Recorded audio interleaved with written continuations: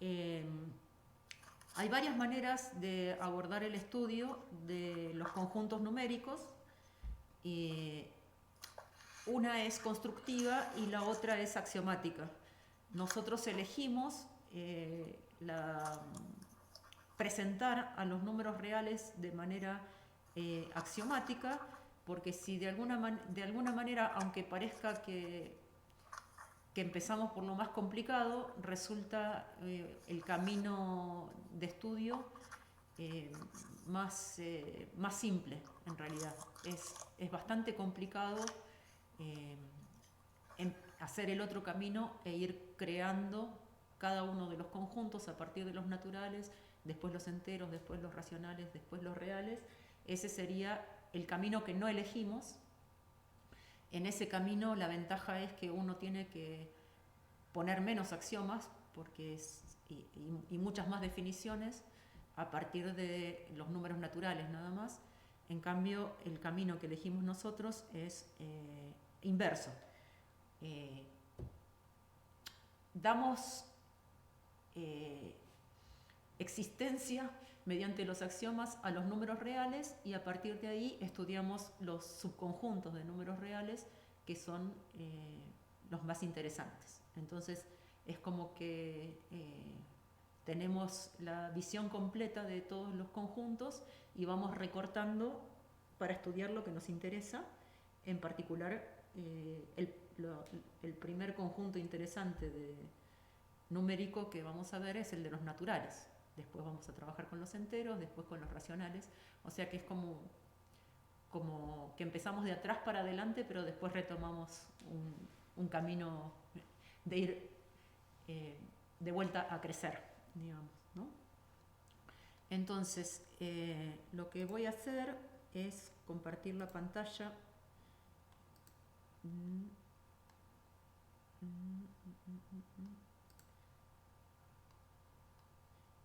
Tengo abiertas 3 pantallas de clase 1. Ahí está. A ver si... Esta es... Bueno. Ahí están viendo la pizarra, ¿no? Y dice hola. ¿Está bien? Sí. Ok. Sí, sí. Bueno, entonces lo que vamos a hacer es repasar los axiomas de los números reales y me faltaría... no sé cómo agregar una hoja en el medio, pero bueno, voy a borrar esto. A ver, me pareció un cartel. ¿Qué pasó? Se fue la pantalla, ¿no? A ver. Yo la veo todavía. Está bien. No, me pasó a mí algo con Sí, se las ve, cosas pero acá. ya no se ve Lola, que No, porque lo borré. por eso. Pero la Pero idea es, estamos, si querés, estás bien. la idea es Si querés agregar... Ah, bueno. que vamos a trabajar con los conjuntos numéricos partiendo de los números reales, ¿sí? Y lo que conocemos es que si tenemos los números naturales, esos están incluidos en los números enteros, esos están incluidos en los números racionales y quedan como complemento de los números racionales, quedan los números irracionales, ¿sí? Estos serían los conjuntos numéricos que vamos a trabajar. La idea es entonces que primero definimos los axiomas de los números reales para poder, o sea, como que gracias a que tenemos los axiomas completos de los números reales, lo que vamos a hacer es distinguir qué restricciones necesitamos para quedarnos solamente con los naturales. ¿Qué podemos agregar para estar en los enteros? ¿Por qué necesitamos después pasar a los racionales? Y cómo, habiendo hecho todas estas construcciones, no hay forma de acceder a este conjunto de los irracionales que viene a ser el complemento de los racionales, sin agregar el último axioma, que es el axioma de completitud. Entonces, vamos al repaso de los números,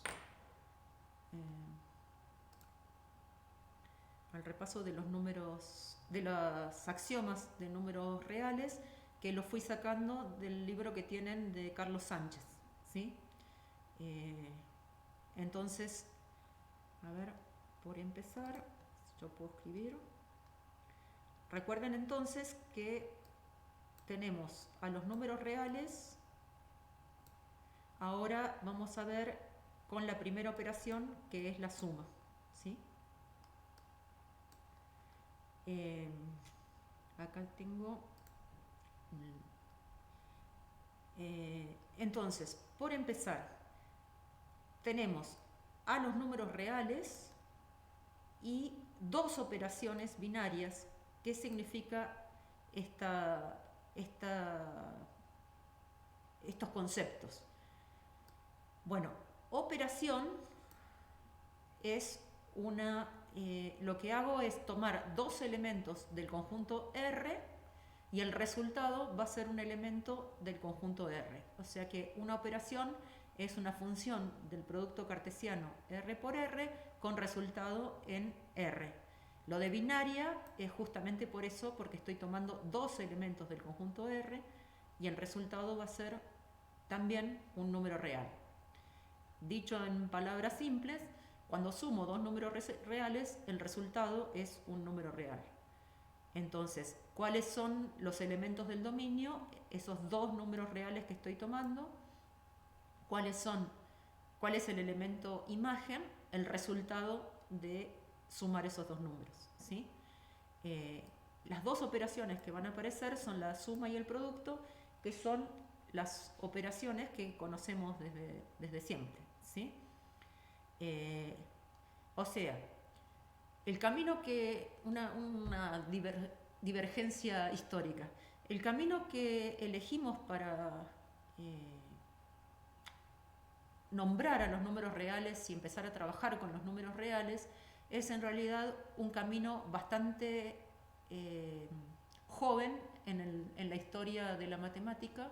Es a principios del siglo XX que se establecieron los axiomas completos de los números reales. ¿Y por qué se hizo de esta manera? Porque al tener en los axiomas resumidas todas las propiedades de lo que queremos que sean los números reales, o sea, este conjunto de axiomas que estamos dando no es un invento, es un resultado, y es el resultado de poder haber encontrado perfectamente todas las propiedades que delimitan el conjunto de los números reales que queremos que funcione como los números reales.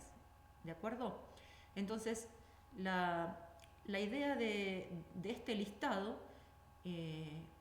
es proponer un sistema axiomático, pero que refleja la utilidad de lo que se venía usando desde antes.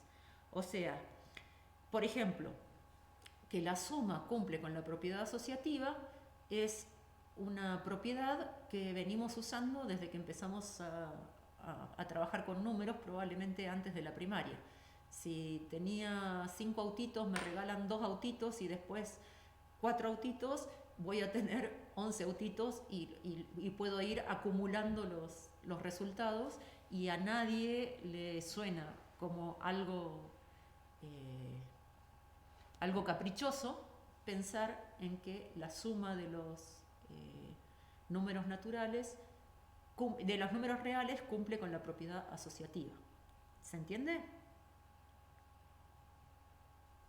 ¿Qué es lo que dice la propiedad asociativa? Que en realidad me gusta más la que está después del igual. Que cuando uno acumula resultados, después todavía le puede sumar más cosas, o puede al primer número sumarle el resultado de los otros dos. Y en eso no hay ningún problema. ¿Se entiende? O sea, da lo mismo hacer primero x y a ese sumarle el resultado de y más z, que hacer primero x más y y a ese resultado sumarle z.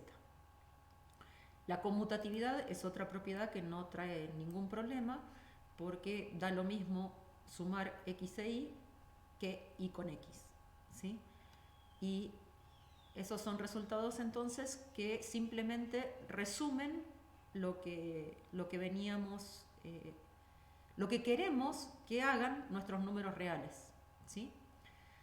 Bueno, veamos las últimas dos propiedades de la suma. Hay un elemento distinguido que además estoy diciendo que existe, ¿sí? Es uno de los dos únicos números que van a existir mediante axioma. O sea, estoy diciendo que en los reales hay un elemento que se llama 0 que funciona como elemento neutro de la suma. Es decir, cuando sumo 0 a cualquier número real, el resultado es ese mismo número real con el cual sumé, ¿sí? Fíjense que acá, en otras formulaciones de este axioma, a veces está dicho x más 0 y también 0 más x. Y eso es porque no hace falta ponerlo acá porque ya pusimos la propiedad conmutativa. O sea que x más 0 es igual a x, pero también 0 más x es igual a x porque tenemos el axioma anterior. Me gustaría si me van diciendo que me siguen para no perderme la comunicación. Sí, por ahí vamos bien. Bueno, lo que quiero dar es la idea de que está bien, estamos trabajando con un sistema axiomático, pero este sistema axiomático no nació de la nada. En realidad es más bien un resumen de cuáles son las propiedades esenciales de cómo funcionan los números reales, ¿sí? Bien. Y el último de los axiomas que tiene que ver con la suma es que hay inversos aditivos que en lenguaje algebraico también, cuando hablamos del inverso en la suma, le decimos opuesto, ¿sí? Entonces, si tenemos un número real que está en R, existe otro que sumado con X me da el 0. Y este Y entonces lo puedo denotar como menos X y lo vamos a llamar inverso aditivo o opuesto. Estos 4 axiomas me resumen entonces cómo funcionan los números reales con la operación de suma, ¿sí? Pasemos entonces a la otra operación, que también es operación en el sentido de que este es el producto, que también se llama multiplicación. Si van a mirar el Gentile, en vez de P les pone M, porque prefiere utilizar la palabra multiplicación que la palabra producto, pero son sinónimos. Y también el producto de números reales también cumple con la asociatividad. Da lo mismo hacer x por el resultado de hacer y por z que hacer primero x por y a ese resultado multiplicado por z, no importa quiénes sean x, y z, ¿sí?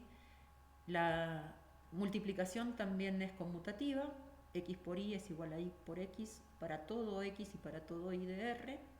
Y acá en el 3 postulamos la existencia del otro único número real del cual decimos algo, que es el número 1. Y fíjense que acá abajo está dicho con palabras que el 1 es distinto del 0 que habíamos dicho antes, ¿sí?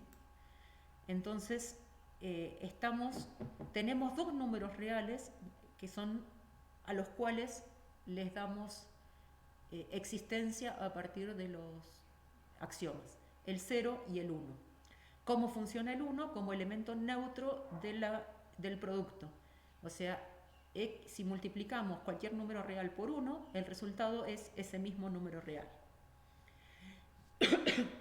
Y por último, tenemos el axioma 4, que es la existencia de inverso multiplicativo, que simplemente se le dice inverso, así, por eso usamos la palabra opuesto para el inverso aditivo, y cuando decimos inverso sin ninguna cosa extra, estamos hablando del inverso multiplicativo, ¿sí? O sea, la palabra inverso sin ningún calificativo más se refiere a un inverso multiplicativo.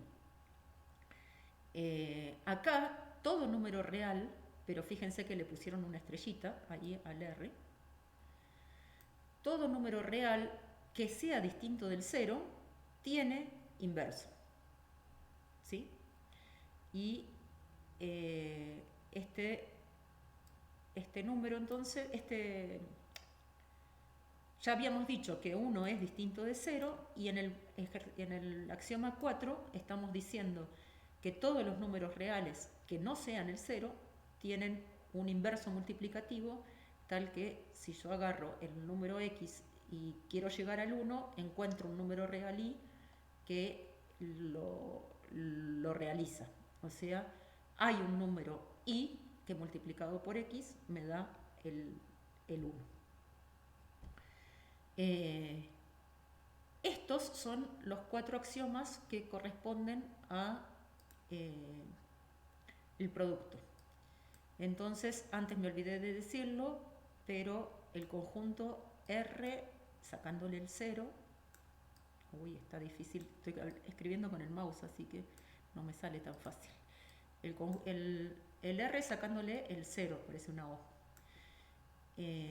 Con el producto es un grupo abeliano, ¿sí? Estas palabritas las van a ir, ya las tienen que haber, creo que sería más fácil si escribo. A ver. Ahí está.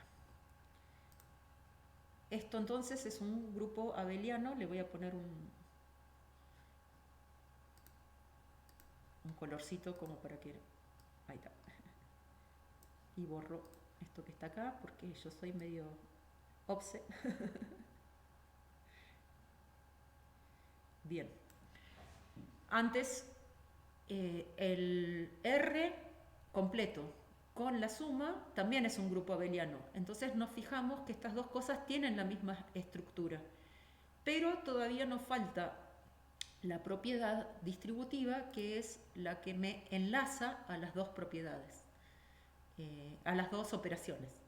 La propiedad distributiva, entonces, del producto con respecto a la suma, lo que me hace es las dos estructuras que tenía antes, que R con la suma es grupo abeliano, R sin el 0 con el producto es grupo abeliano, quedan enlazadas por la propiedad distributiva, que dice que si a x lo multiplico por el resultado de sumar y más z, da lo mismo que si a x lo multiplico por y después le sumo x multiplicado por z. Famosa propiedad distributiva que, junto con las 8 propiedades que teníamos antes y las dos que están escondidas por ahí en algunos otros libros, van a encontrar que hablan de que la suma es cerrada para los números reales y que el producto es cerrado para los números reales. Eso nosotros lo estábamos diciendo con la palabra operación.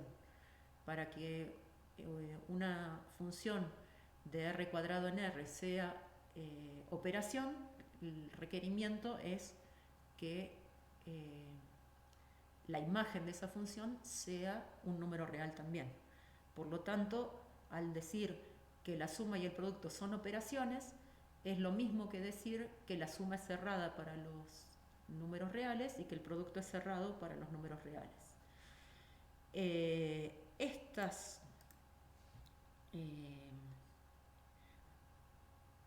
nueve axiomas que hemos puesto acá, lo que nos dan es la estructura de cuerpo, ¿sí?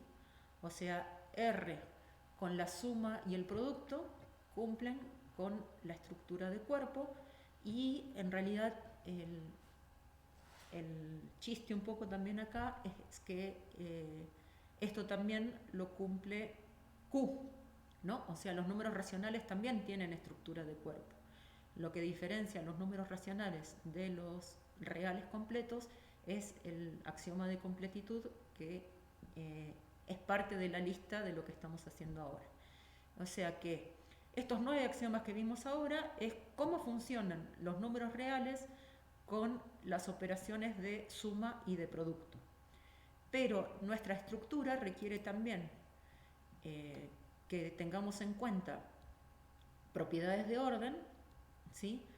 Que una propiedad bien importante es la tricotomía. Si yo saco de la bolsa de los números reales, que es el conjunto universal de los números reales, 2 números reales, siempre voy a poder decir cuál es el más grande de los dos o si son iguales. Parece bastante trivial acotar acá que podrían haber agarrado 2 elementos de R y decir que son iguales, pero eso tiene que ver más que nada con cuestiones de notación. O sea, si yo digo 3 más 5 y digo 8, en realidad estoy hablando del mismo número real. Y si digo 100 en números binarios, también estoy hablando del 8. O sea 100 escrito en base 2 también es el número 8. Entonces yo podría tener en esa bolsa de números reales escritos de diferentes maneras las cosas y sacar 2 elementos que en realidad son el mismo, pero están escritos de diferente manera. Pasa mucho con las fracciones, ¿sí? La fracción 1/2 es igual a la fracción 2/4, es igual a la fracción 16/32 y a las 5 décimos. Entonces, este axioma lo que viene a decir es eso, que si yo conozco que 2 elementos son números reales, los puedo comparar y decidir si uno es más grande que el otro o resultan ser el mismo porque de pronto estuvieron escritos de manera diferente, o si uno era menor que el otro es mayor que ese, ¿sí? Pero se da una sola de estas 3 posibilidades. Otra cuestión importantísima de este orden que estamos dando, que nos permite ponerlos en fila a los números reales, que después vamos a aprovecharlos para hacer la representación de los números reales en la recta, es que esta relación de orden es también compatible con la suma. O sea, si A es menor que B y agregamos C de los dos lados, A más C es menor que B más C. Y también es compatible con respecto al producto, pero acá hay que hacer una salvedad. Si A es menor que B, para que multiplicado un número real de los dos lados se mantenga que A por C es menor que B por C, el número por el cual estamos multiplicando es un número positivo, ¿sí? O sea, acá, ya que voy a aplicar el láser. Fíjense entonces que es bien importante que la compatibilidad del orden con el producto tiene un extra, que es que el que estamos agregando de ambos lados de la desigualdad es un número positivo. Entonces, ahora tenemos un cuerpo ordenado para los números reales y nos falta el axioma de completitud, que lleva un rato de trabajo para ponerlo, pero que dice que todo subconjunto no vacío y acotado superiormente de R admite supremo. Yo estuve mirando el libro de Sánchez, está de manera bastante extensa contado este axioma. Entre lo que yo conté en la diapositiva anterior de las propiedades de orden y lo que estoy hablando ahora del axioma de completitud, hay prácticamente 10 hojas en las cuales estamos contando un montón de cosas que tienen que ver, por ejemplo, con representar a los números reales en la recta numérica, ¿sí? A ver si lo que quiero ver... No, hice mal. Ahí es si acá me pongo en la diapositiva 8 y escribo en esta, si lo que escribo acá se ve. Si lo logro, estamos... A ver, ahí está.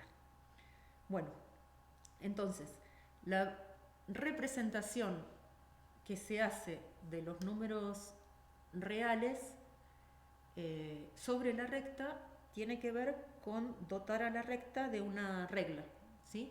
O sea, si yo tomo en la recta un punto de origen y uso la convención de que hacia la derecha se escriben los números positivos y hacia la izquierda tenemos los números negativos, tomando una unidad voy a ir acomodando a los números naturales, tomando copias de esa unidad hacia la derecha. Y voy a poder escribir a los números enteros tomando copias de esa unidad hacia la izquierda, ¿sí? Esto se conoce entonces como la recta numérica y nos da la posibilidad de representar geométricamente a los números reales. ¿Qué es lo que está sucediendo acá con esta representación? Lo que estamos diciendo es que todos los números reales tienen su lugarcito en la recta y cualquier punto de la recta representa un número real. O sea que con esta representación estamos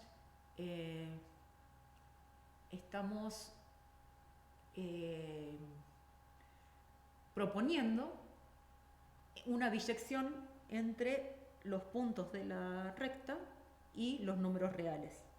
Entonces, una cuestión interesante de los números reales es que, por ejemplo, podemos representar cualquier fracción, ¿sí? Utilizando números reales. Por ejemplo, si acá tengo que pasarme ahí. Si yo quiero, si tengo el 0 y el 1 y quiero representar la fracción 3/5, por ejemplo, ¿sí? Eso lo puedo hacer partiendo en 5 a ver, no, 5, ahí está. No tienen que ser equidistantes, acá es un problema de la... Y tomo 3 de esas partes, o sea, cada una de estas sería un quinto, acá estaría 2/5, 3/5, 4/5, ¿sí? Y entonces el punto que estoy tratando de representar, que era 3/5, va a encontrar su lugar en la recta en ese lugar. Esto se puede hacer bien utilizando el teorema de Tales, ¿sí? Si borramos este y lo hacemos de nuevo, si acá dibujo el 0 y el 1 y lo que quiero representar es 3/5 y quiero partir bien este segmento en partes iguales, lo que tengo que acá hacer es una semirrecta que forme un ángulo agudo, con agudo obtuso da lo mismo, pero en agudo da más lindo, que empiece también en 0, y ahí puedo realizar copias de una unidad, ¿sí? 5 copias, todas equidistantes de la misma unidad, y entonces 1, el último punto con el último punto del segmento, y ahí trazando paralelas, teóricamente si hubiera hecho bien todo, este punto de acá es el 3/5 que necesito, ¿sí? También se puede hacer con una hoja con renglones que tengan paralelas y hacer coincidir 5 renglones con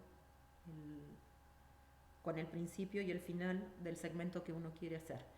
Pero digamos, el hecho de tener una técnica que nos provee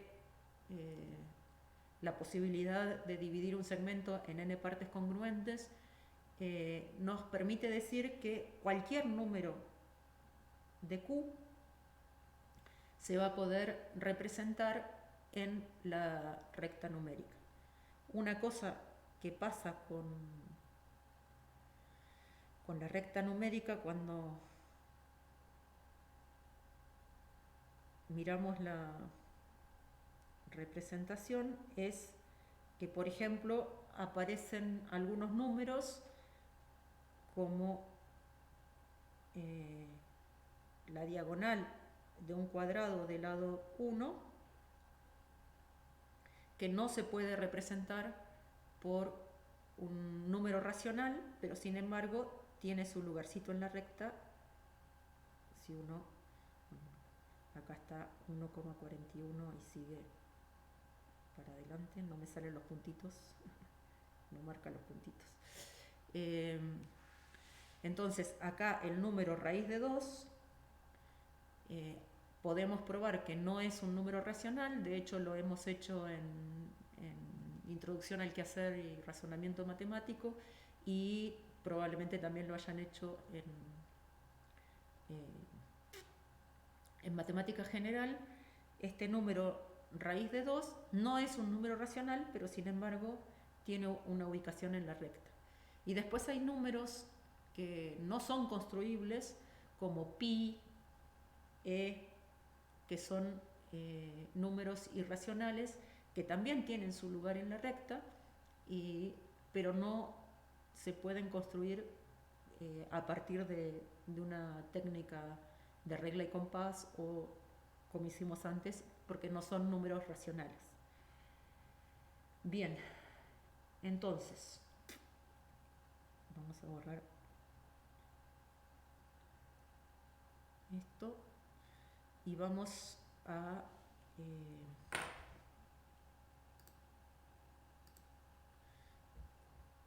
estudiar esta cuestión de los subconjuntos de R.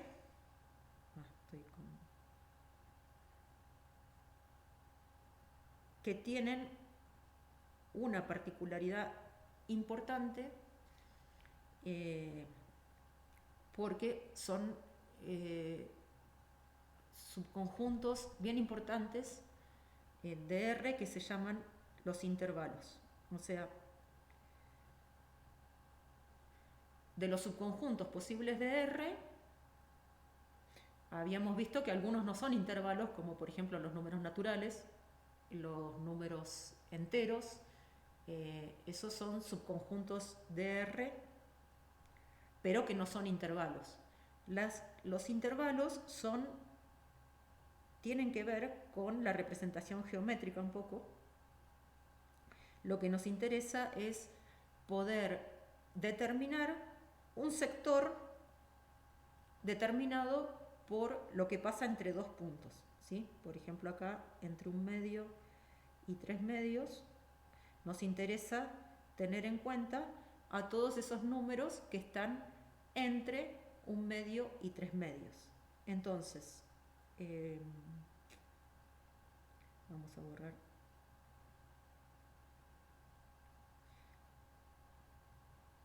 ¿Cómo podemos escribir todos los puntos que se encuentran acá? Tendría que haberlo hecho con otro color. No sé si... acá puedo deshacer. Ahí está. Lo que quiero mirar es cómo puedo determinar yo este conjunto. Por empezar, lo puedo determinar por comprensión, que esas eran cuestiones que... Es todo como muy mezclado, todas estas primeras 4 unidades, porque en el repaso de conjuntos estuvimos usando cosas que axiomatizamos recién ahora, pero bueno, es que todo tiene que ver con todo.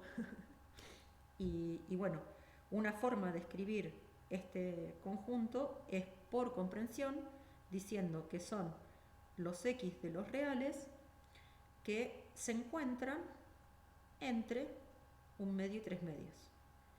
Entonces, acá estamos aprovechando lo que contamos recién de la relación de orden. O sea, acá hay como un abuso de notación en donde lo ponemos a x entre otros dos, pero estamos usando la relación de orden diciendo que son todos los x mayores que 1/2 y todos los x menores que 3/2. O sea que esta propiedad que está acá viene representada por dos proposiciones: los x menores que 1/2 y los x mayores que 1/2, perdón, y los x menores que 3/2. A esta la podríamos llamar P, a esta la podríamos llamar Q, y entonces estamos entendiendo esta proposición como una conjunción, ¿sí? Estamos pensando en todos los elementos que a la vez son mayores que 1/2 y menores que 3/2. Si tuviera algo de lugar en esta cosa, o cambio de color, a ver, vamos con el verde. La idea es que la proposición pre me está marcando una semirrecta que nace en 1/2 y recorre todos los números reales mayores que 1/2. Y en la segunda proposición, la Q, me está señalando una semirrecta que nace en 3/2, pero que mira hacia los negativos. O sea, los elementos que cumplen con la parte Q son los menores que 3/2, todos los reales menores que 3/2. Los que cumplen a la vez con las dos condiciones, entonces son los que están entre 1/2 y 3/2. Así que hicimos un repasito de lógica mirando la notación de este conjunto escrito por comprensión. La cuestión es que, a ver, creo que esto lo podría copiar. Bueno, después voy a tratar de hacerme más ducha con esta cosa, pero lo que me está faltando, voy a borrar porque no sé cómo hacerlo de otra manera. Tengo entonces escrito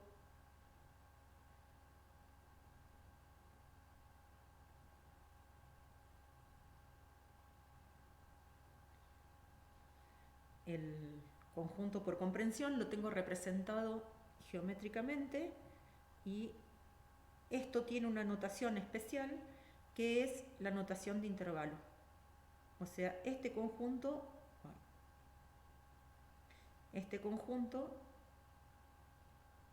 lo voy a denotar con el paréntesis 1/2, 3/2, y yo si digo que esto está contenido en R, ya deja de estar la ambigüedad de si se trataba de un par ordenado o de lo que estamos usando ahora, que se llama intervalo.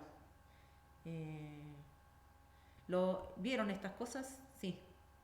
Sí, porque trabajaron también con módulo y distancia. Sí.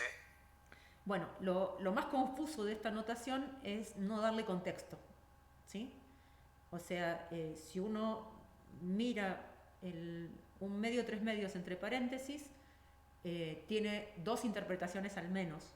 Una es como el punto de coordenadas 1/2, 3/2 en el plano, y la otra es como intervalo. En este contexto estamos trabajando con intervalos, y esta notación entonces representa este conjunto. Uy, era borrar en vez de puedo deshacer. Este conjunto queda entonces escrito con esta notación. Conviene de todas maneras dar el contexto de que es estoy pensando en un subconjunto contenido en los números reales. ¿De acuerdo? Entonces, cuando estoy usando la relación de menor, no estoy incluyendo al punto un medio dentro de mi intervalo, y eso significa entonces que uso paréntesis. Si acá agregara en mi conjunto la condición de igual, ¿sí?, esta notación pasa entonces de paréntesis a corchetes, ¿sí? Cuando uso corchetes en lugar de paréntesis, significa que acá estoy usando la relación de orden amplio, donde también incluyo al punto un medio como parte del intervalo. Entonces, tenemos distintas posibilidades de intervalos, de acuerdo, o sea, dados dos números A y B de números reales, ¿sí?, y A menor estricto que B, ¿sí?, podemos tener un intervalo que empiece A y termine en B sin agarrar los extremos. Este se conoce como intervalo abierto, ¿sí? Entonces estos serían los X de R tales que X está entre A y B. El intervalo cerrado se escribe con la notación de corchetes. Van a ser entonces los X de R, donde la relación que uso es amplia porque le agrego los extremos, ¿sí? Podría haber pensado también en escribir este mismo intervalo como el intervalo abierto AB unión el punto A unión el punto B, ¿sí? Entonces lo que está pasando también como subconjuntos es que el intervalo abierto AB está contenido en el intervalo cerrado AB. Voy a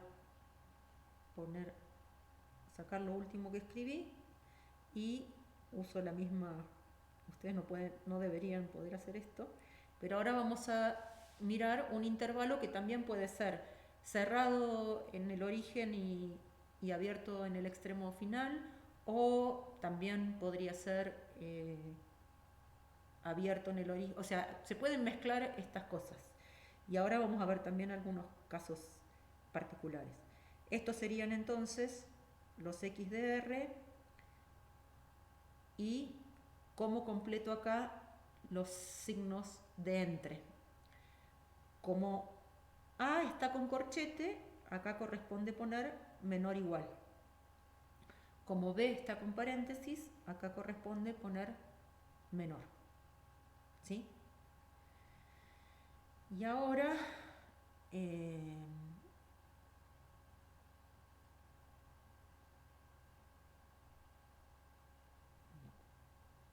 es esto. Yo creo que tenía, a ver, hacer una copia. Ahí está. Ah, pero es de todo el coso. Yo quería hacer una copia de este. Bueno, hice lío. A ver. Bueno, no sé si se puede deshacer eso. Quedó como duplicado la.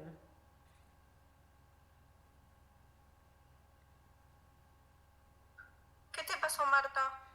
Nada, yo quería usar la misma, hacer una copia de la misma diapositiva para no escribir tanto, pero no pude. Y creo que quedan dobles todas las primeras diapos, pero bueno, no importa, no es tan grave. Ahora, ¿se interrumpió o algo o no? Se sigue viendo la pantalla, ahora en blanco. Se ve en blanco. Bueno, por suerte. No, lo que quería decir era que teníamos A y B de R, y en la notación de intervalos a veces pasa que queremos poner estas semirrectas que habíamos dicho, ¿no? O sea, si quiero poner a los X de R mayores que A, ahí aparecen los. ¿Por qué no se está viendo? 11, 11. Debería estar viéndose lo que escribo, porque estoy en la misma diapo. O sea, yo escribí cosas en la tablet que no están apareciendo acá y no sé por qué. Cuando hasta recién andaba todo. Sí. A ver. Ahí estoy en la 11 y ahí voy a la 11. A ver si aparece.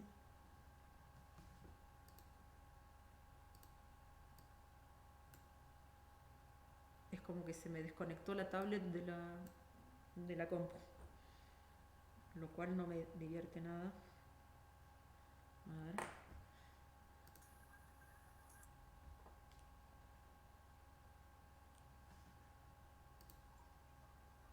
Pero lo último que escribiste sí se vio en rojo. A ver. Lo que estoy escribiendo ahora no. No. Bueno. No sé qué le...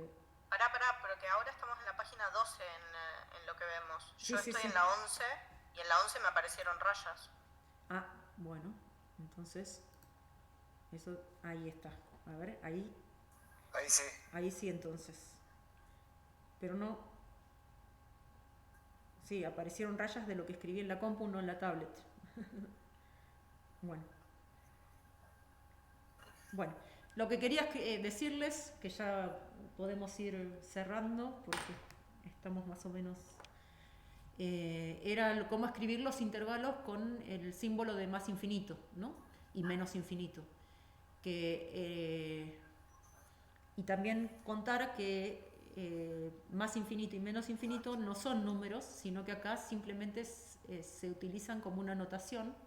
O sea, si yo pongo el intervalo abierto 3 más infinito, significa todos los x mayores que 3. Y es muy útil como notación. Pero podemos asegurar que infinito no es un número si vamos a los axiomas de los reales. No verifican, por ejemplo, que infinito más 3 tenga un resultado, porque infinito más 3 es infinito, y entonces no respetan los axiomas de los reales. ¿Se entiende?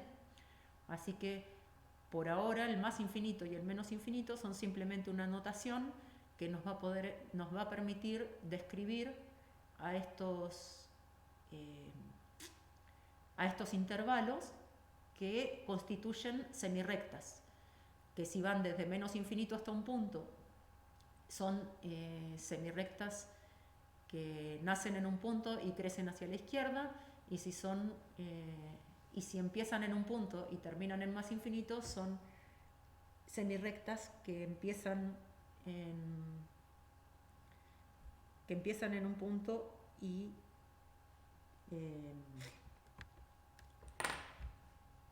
van hacia la derecha. A ver si escribo en una de las que ya escribí, por ahí podría... Se me ocurrió recién, a ver, pruebo. ¿Se borró o no? No, es como que se perdió la conexión de la tablet con la compu. ¿Qué sé yo qué hice?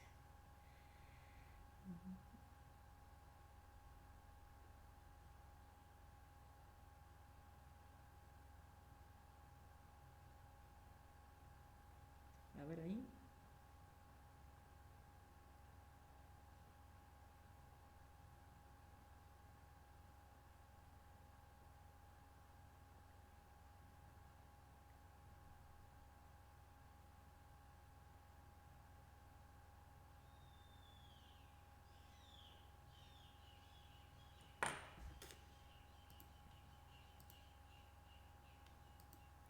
No es...